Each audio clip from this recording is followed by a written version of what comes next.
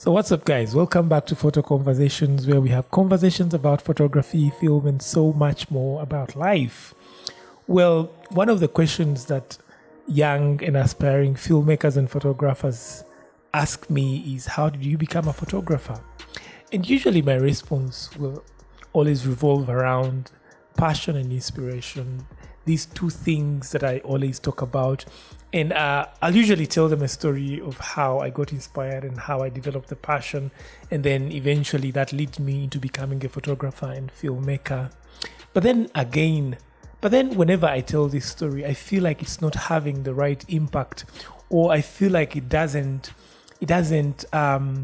cause young people to actually get into action and do certain things.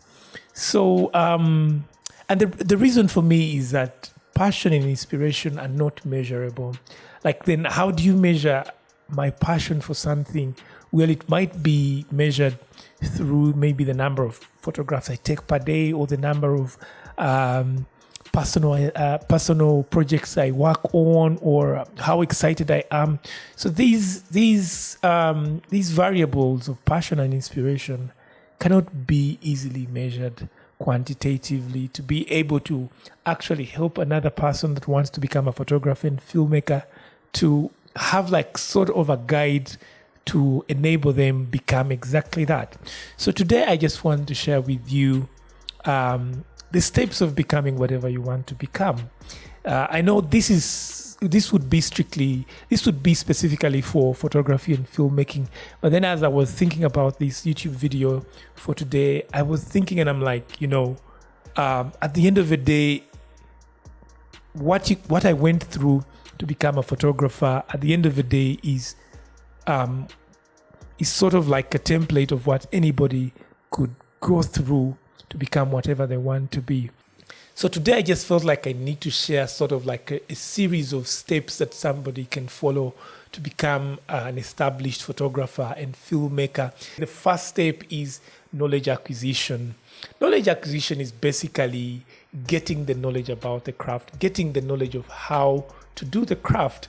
And this knowledge can be found in different spaces or places. You can find knowledge about a craft from the internet, from the books. Maybe you could take an online course, you could watch a YouTube video and be able to start getting this information about this craft. And as you get this information, it starts to get imprinted in your mind. You immerse yourself in material that talks about the craft in and out. Then step number 2, I would say, is tools acquisition. And for me, that's very important for practical vocations or practical skills like photography and filming. And usually the excuse for people when we ask them to get tools is that we don't have capital to get these tools. We don't have money to buy cameras. We don't have money to buy lenses. I would disqualify that excuse, because when I was starting out as a photographer and filmmaker, I purchased my first camera for 80,000. That is probably, 10 years ago. It was a Cybershot. Sony. It was a Sony Cybershot, and I used this camera for a couple of years before I could even upgrade to a more professional or a semi-professional camera. So there's no excuse of not having a tool. You need a tool because it's only then that you can practice the knowledge and the information that you've been able to pick up from the different sources of information and education, and all this knowledge that you get from internet, from friends, from experiences. The only way to be able to practice these the skills and the knowledge that you've gotten from knowledge acquisition is really having some sort of tool. And right now, I would say, when somebody gives you an excuse about not having a camera, I would say it's like the lamest excuse, because we are in an age and era where we have smartphones, where a smartphone actually costs very little money to acquire. And I would say anybody that wants to actually take on photography and film is able to buy some sort of tool to be able to practice the craft. So step number 3, after you've acquired some sort of tool to be able to practice your craft, I would say step 3 would be practice, refine the skill. So if you bought a phone or a camera to be able to practice, I would say refine the skill every single day, every single moment when you have an opportunity to practice. Practice as much as you can. For me, I would say I spent most of my time practicing photography and filmmaking than actually doing actual gigs, because I didn't have gigs. So most of my time was spent on practicing. I used to carry a camera to the university every time in my backpack, and I would take photographs of people along the railie. I'll take photographs of people in traffic jam, and I would share on social media. Step number 4 is exhibit your capabilities on different platforms.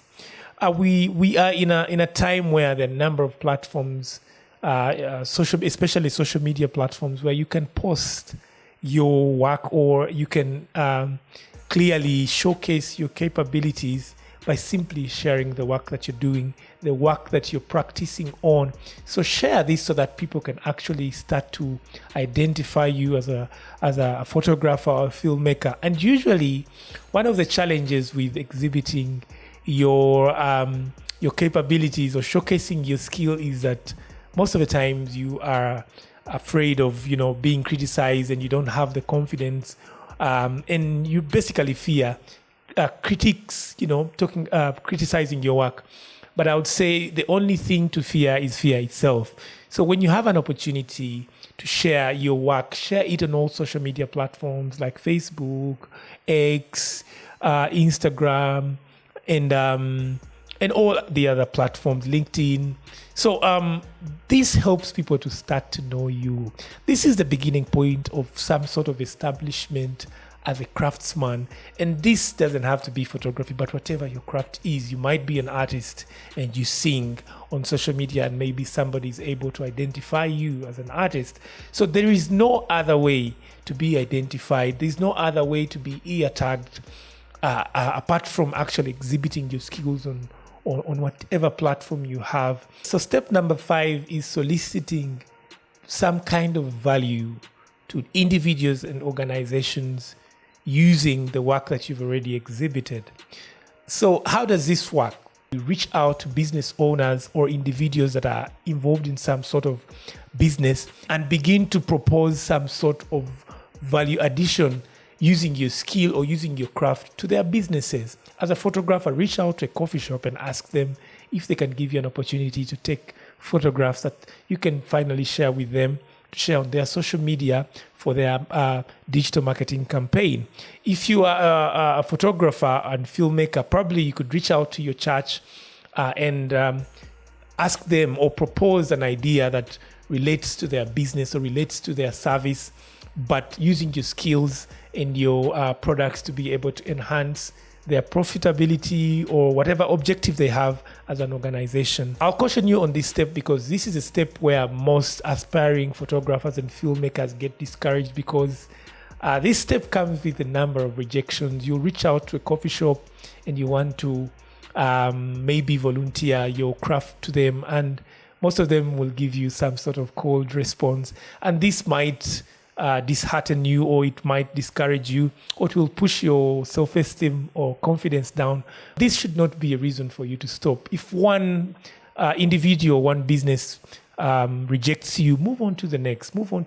Eventually, out of 10 different businesses or out of 10 different people, you will be able to find one that will take chances on you as a new photographer and filmmaker, or as a new craftsperson, and then be able to let you try some work with them, and then they see how it works. And usually, most of the times, those people that actually select you, or those people that actually accept your proposal, most of the times you'll find that one job you've done for them kind of works out, and then they call you for more gigs that eventually will become paid gigs. So there's always that need to propose to people, regardless of that fear of being rejected, regardless of the fear of not being confident.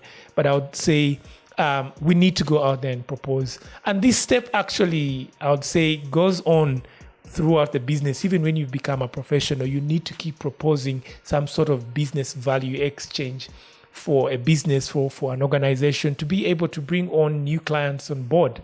So this is a continuous step that we carry on even when we become professionals. The next step and the last step for me is eventually establishing yourself as a professional business.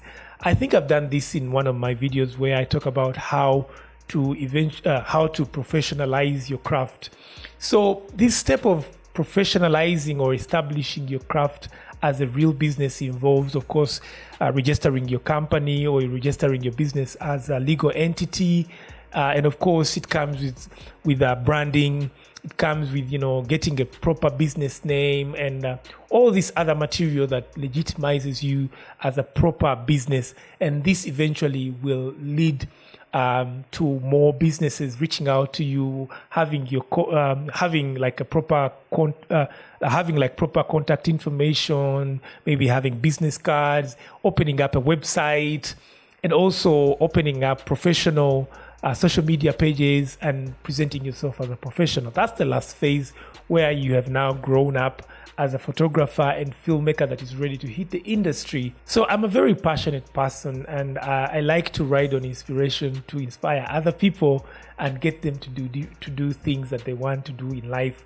But then I also realize I'm also very cognizant of the fact that inspiration and passion alone doesn't get people moving. So sometimes you need actual steps that someone has followed to become whatever they want to become. And then you replicate or form sort of like a template of those steps and then try to project them onto your situation and go through those steps as a guide to become whatever you want to become. So much as I want to inspire you through passion, I would say, please follow those steps, and then you can iterate them for yourself depending on what you want. You can add more steps, but for me, after doing a proper analysis of how I became what I've become, I would say those are the steps. So thank you so much for watching this YouTube video, and make sure to subscribe to our YouTube channel, Photo Conversations Uganda, and hit the bell button to be notified about any new content that we will be creating for you. Thank you so much and take care of yourself. Catch you on the next one.